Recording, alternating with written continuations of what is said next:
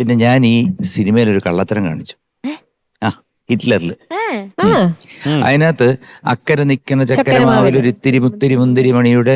അപ്പോൾ എൻ്റെ അടുത്ത് പറഞ്ഞു ഇതുപോലെ 71 കോൾ ഷീറ്റാണ് AVM G കയറുന്ന സ്ഥലത്ത് ഇടത്തെ സൈഡിൽ രവിയുടെ. അപ്പോൾ എൻ്റെ അടുത്ത് പറഞ്ഞു നീങ്ക വന്ന് ഒരു കാര്യം പണ്ടുങ്ക ഒരു 10 o'clock വന്നിരുന്നു. അപ്പൊ എനിക്ക് വേറെ ജോലിയൊന്നും ഇല്ലല്ലോ. ഞാൻ അവിടുന്ന് ഒരു ഓട്ടോറിക്ഷ എടുത്ത് ഒരു 8:30 മണിയായപ്പോഴത്തേക്ക് അവിടെ വന്നു. അപ്പൊ നല്ല വടയും ദോശയൊക്കെ അതൊക്കെ കഴിച്ചിട്ട് അവിടെ ഇവരുടെ മ്യൂസിക്കൊക്കെ നോക്കിക്കൊണ്ടിരുന്നപ്പോഴത്തേക്ക് വെങ്കടേഷ് സാർ വന്നു ഇതുപോലെ പാട്ട്. അപ്പം നേരത്തെ വന്നോണ്ട് നേരത്തെ എനിക്ക് പറഞ്ഞു തന്നു. നോക്കിയപ്പം നേരെ തിരിച്ചാ കിടക്കുന്നത്.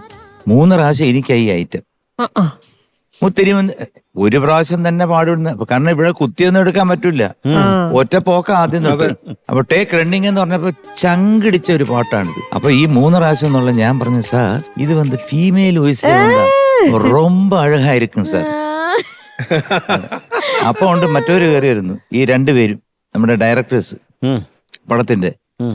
ഞാൻ പറഞ്ഞു അണ്ണാ ഇത് ഫീമെയിൽ വോയിസിൽ വരുമ്പോൾ നല്ല മണി പോലെ ഇരിക്കും. മുത്തിരി മുത്തിരി മുത്തിരി ചിഞ്ചിനി ചിഞ്ചിനി ചിഞ്ചിനി ചിഞ്ചിനി അങ്ങനെ ഇരിക്കും. അതുകൊണ്ട് നേരെ തിരിച്ചിട്ടാ ഉഗ്രനായിരിക്കും. അപ്പൊ ആ ഹമ്മിങ് ഉണ്ട്, എന്നൊരു ഹമ്മിങ് ഉണ്ട്. അത് വേണം ഞാൻ പാടാം എന്നൊക്കെ പറഞ്ഞ് റെഡിയാക്കി സെറ്റാക്കി അങ്ങനെ വെച്ചു. അപ്പൊ എനിക്ക് ഒരു പ്രാവശ്യം ഉള്ളൂ. ഇത് കഴിഞ്ഞപ്പോ കറക്റ്റ് 10 മണിയായപ്പോ ചിത്രം വന്നു. നോക്കിയപ്പോ 3 പ്രാവശ്യം. ഇത് 3 പ്രാവശ്യം ഉണ്ടോ?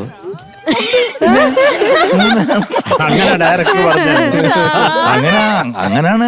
പിന്നെ അത് ചിത്ര പാടിയാലേ ശരിയാവൂന്നാണ് എല്ലാരും ഇവിടെ പറഞ്ഞിരിക്കുന്നത്. ഞാൻ പാടിയപ്പോ ഒന്നും ശരിയായില്ല.